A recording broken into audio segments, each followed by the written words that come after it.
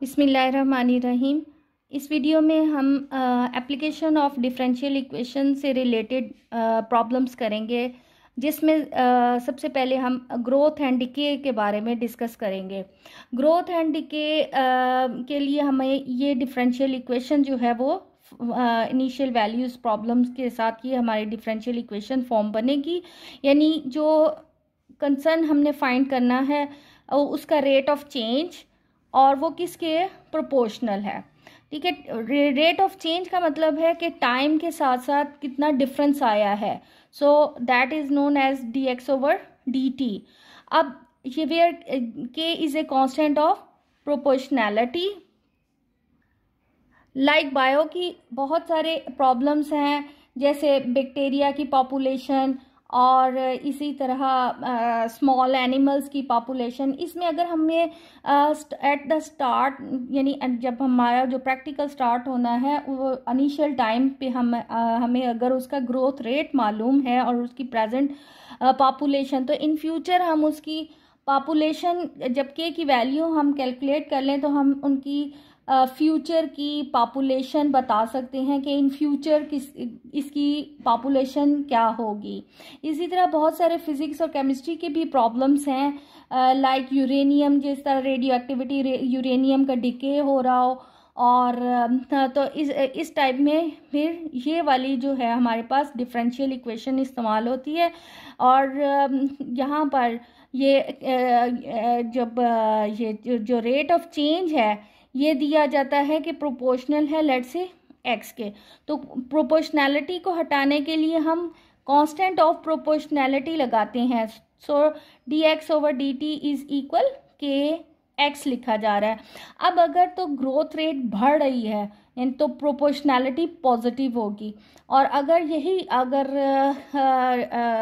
Rate में कमी आ रही है, यानी माइनस हो रहा है, डिक्रीज हो रहा है, तो ये प्रोपोर्शनैलिटी को हम नेगेटिव लेते हैं। तो अब इसी इनिशियल वैल्यू प्रॉब्लम से रिलेटेड हम क्वेश्चंस कर लें, ताकि हमें ये इजीली कॉन्सेप्ट जो है ग्रोथ एंड डिके के प्रॉब्लम्स को सॉल्व करने का पता चल जाए। लाइक ये क्वेश्चन है, the population of Pakistan increases at a rate proportional to the number of inhabitants present at any time t. Population of Pakistan, तो चूंकि हाँ पाकिस्तान की पॉपुलेशन डिस्कस करनी है, so let P denote the population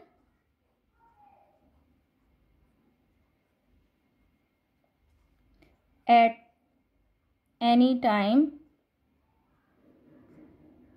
let's say T. अब यहाँ पर जो फर्स्ट स्टेटमेंट है उसके मुताबिक पाकिस्तान की पॉपुलेशन इंक्रीज कर रही है और प्रोपोर्शनल है, जो रेट ऑफ प्रोपोर्शनल है to the number of inhabitant present at any time T. Let's say time T पर उसकी यानी जब प्रैक्टिकल स्टार्ट किया गया है या जो पॉपुलेशन चेक की है टाइम टी था, और उस वक्त पॉपुलेशन जो थी वो पी थी, तो rate of change of population is proportional to जो एट प्रेजेंट पॉपुलेशन है पी। अब यहाँ पर कांस्टेंट ऑफ प्रोपोर्शनैलिटी है, सो प्रोपोर्शनैलिटी का साइन हटाने के लिए हमें कांस्टेंट ऑफ प्रोपोर्शनैलिटी लगाना पड़ेगा, वेयर के is a constant of proportionality. अब इसको हमने कैलकुलेट करना है, लेकिन इससे पहले हम सवाल पे ही अगर गौर करें तो दिया हुआ है कि if the population doubles in 40 years. हमारे पास जो कंडीशंस हैं कि जब एक तो सबसे पहले कि अगर जब हमारे पास स्टार्ट में टाइम जो है वो ज़ीरो है, तो स्टार्टिंग में हमारे पास लेट से पॉपुलेशन पी नॉट है। जब हमने अभी प्रैक्टिकल यानी जब चेकिंग शुरू ही की है तो टाइम ज़ीरो था, तो उस वक्त पॉपुलेशन लेट से पी नॉट है। सो नेक्स्ट स्टेटमेंट है, if the population doubles in 40 years, means T जब 40 है तो पॉपुलेशन विल बिकम डबल। और नेक्स्ट उन्होंने पूछा in how many years will it triple, यानी टी क्या होगा जब पॉपुलेशन है जो है वो 3p0 हो जाएगी, ये हमने फाइंड करना है। इन दो से हम कॉन्स्टेंट्स कैलकुलेट करेंगे और इससे जो है बाद में हमें टाइम कैलकुलेट करना पड़ेगा। यहाँ पर अब हमारे पास dp/dt is equal to kp है, where k is a constant of proportionality. अब ये एक सेपरेबल इक्वेशन है, इसको हम सॉल्व करेंगे। dp/p इक्वल k dt, इसको इंटीग्रेट किया log p k t plus c is a constant of integration, log p equal log e k t, इसको भी हम log c लिख लें प्लस log c। तो ये हमारे पास इक्वेशन बन जाती है log p is equal log e power के टी एंड सी, यानी इक्वेशन बन गई p is equal e power के टी एंड सी। अब यहाँ पर हमने ये कांस्टेंट है c एंड k, तो जो पहली स्टेटमेंट है उसके मुताबिक c कैलकुलेट हो जाएगा, जो दूसरी स्टेटमेंट है उससे ये कांस्टेंट k की वैल्यू कैलकुलेट होगी और लास्ट में हमने टाइम जो t कैलकुलेट करना है। तो हमारे पास यहाँ पर गिवन है when t is equal 0, p is equal p0, so p0 e power 0 and c, as we know that e0 is equal 1, so c is equal p0। तो हमारे पास जो इक्वेशन ये वाली बन जाती है that will become p is equal p0 e power k t। अब यानी हमारे पास अब हमने ये जो कांस्टेंट k है वो फाइंड करना है। जो फर्स्ट कंडीशन थी उसके मुताबिक हम c कैलकुलेट कर लेंगे, जो सेकंड कंडीशन है उसके मुताबिक k कैलकुलेट हो जाएगा। According to statement when t is equal 40, तो पॉपुलेशन जो है वो डबल हो जाती है 2p0।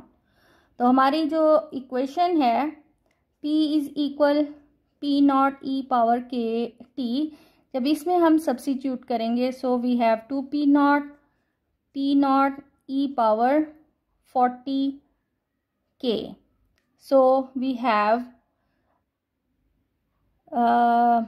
p0 will be cancelled, 2 equal e 40k। अगर हम log लें then we have log 2 equal 40k, यानी k की वैल्यू आ गई है 1/40 log 2।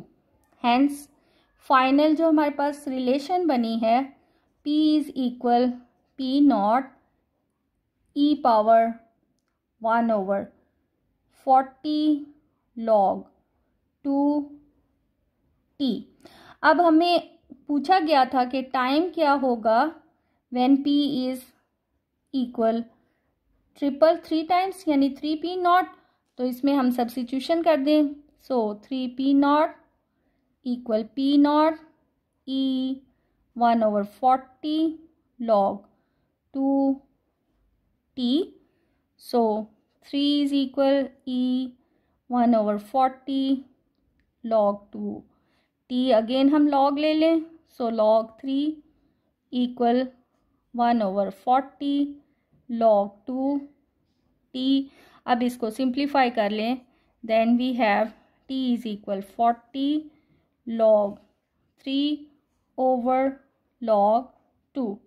तो after using calculator finally we get 63.40 years, यानी इतने ईयर्स के बाद अब हमें मालूम हो गया कि हमारी जो पॉपुलेशन है that will become 3 times of the current population. अब ये एक अनदर एग्जाम्पल है कि assume that the population of the earth change at a rate proportional to the current population, यानी rate of change current population के साथ proportional है। It is estimated that at time t is equal to 0 the earth's population was 600 million.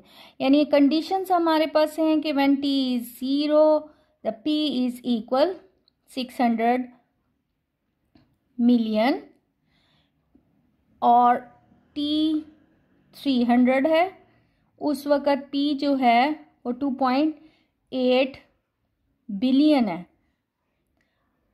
Then find an expression giving the population of the earth at any time t, assuming that the population the earth can support is 25 billion. यानी जब 25 billion जो population है उस वक़्त का हमने time जो है वो कितने ईयर्स लगे थे उतना हमने जो है वो कैलकुलेट करना है।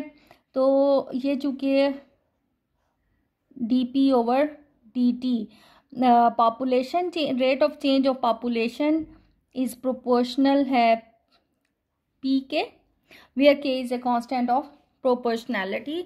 इनको सेपरेबल करके so d p over p equal k d t, k is a constant, integrate किया then we have log p k t plus log c. इसको भी हम लॉग फॉर्म में लिख लें, log e के t and c, so finally we have p is equal c e power k t। ये अब हमारे पास इक्वेशन आ जाती है। जो सबसे पहली कंडीशन है उसको सब्स्टिट्यूट करेंगे तो c की वैल्यू आ जाएगी, सेकेंड कंडीशन सब्स्टिट्यूट करेंगे तो k की वैल्यू आ जाएगी, थर्ड करेंगे तो t की वैल्यू हमने फाइंड करनी है। ओके नाउ हमें गिवन है when t 0 p is equal 600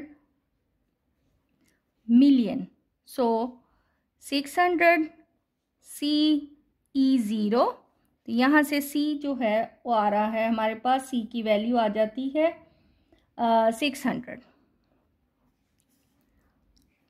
तो p हमारे पास रिलेशन बन गई 600 e पावर के t। अब सेकंड कंडीशन हमने यहीं पर सॉल्व कर लें। सेकंड कंडीशन हमने यूज़ करनी है ताकि हमारे पास k की वैल्यू आ जाए। नाउ व्हेन t 300 है, p गिवन है 2.8 बिलियन, तो इसको भी हम मिलियंस में, ताकि यूनिट सेम हो, तो 1 billion is equal to 100 million, so इसलिए इसको 100 से मल्टीप्लाई करेंगे, देन वी हैव 2800 मिलियंस, ताकि यूनिट सेम हो जाए। सो अब p हमारे पास ये 2800 है और यहाँ पर जो हमने t जो है वो 300 है, इसमें सब्स्टिट्यूट करेंगे तो 2800 600 e पावर k इंटू 300।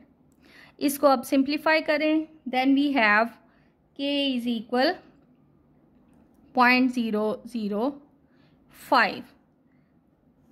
ये तो k की वैल्यू आ गई है। अब हमने जो है फाइंड करनी है कि जब टाइम क्या है और पॉपुलेशन 25 बिलियन है। k की वैल्यू पुट की तो p हमारे पास आ जाता है 600 e पावर 0.005 t। अब गिवन है कि t क्या है when p is equal 25 billion. 25 billion means 2500 million, so 2500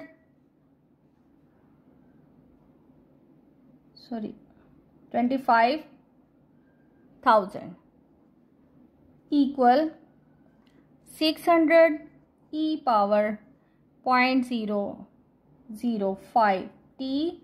यहाँ से अब हम जब इसकी कैलकुलेशन की देन t इज इक्वल आ जाता है 745.9 ईयर्स। अब यानी जो जो स्टार्टिंग टाइम था वो ईयर हमारे पास दिया हुआ था 1650 common era.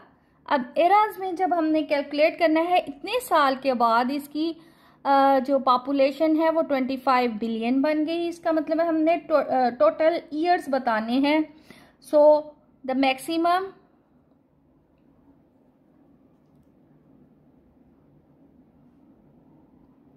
Maximum population of 25 billion will be reached in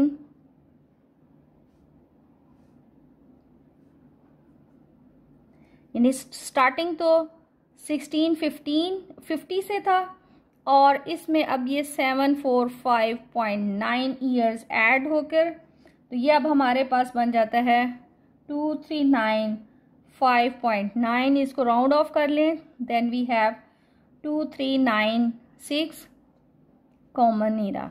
यानी इतने ईयर्स के बाद तो हमारी पॉपुलेशन जो है दैट विल बिकम 25 बिलियंस। तो उस वक़्त ईयर ये वाला ईयर बनेगा।